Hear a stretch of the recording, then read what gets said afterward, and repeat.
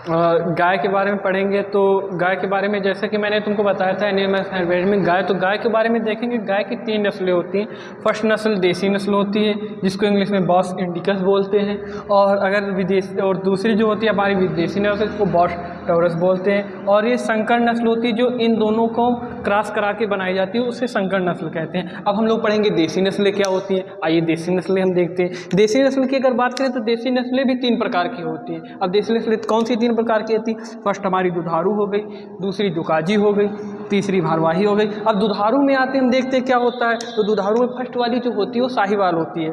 First Sahiwal, last लाल सिंधी, गिर और देसी देवनी। और मैं तुम सब लोगों को एक अच्छी सी मैं सब लोगों को अच्छी एक ट्रिक बताता हूँ ये दुधारू नस्ल की याद करने की ट्रिक। एक होता है देखो ऐसे, साला, गिर, देव।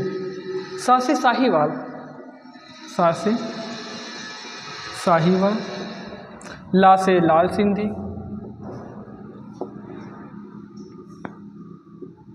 गा से गिर हो गई हमारी,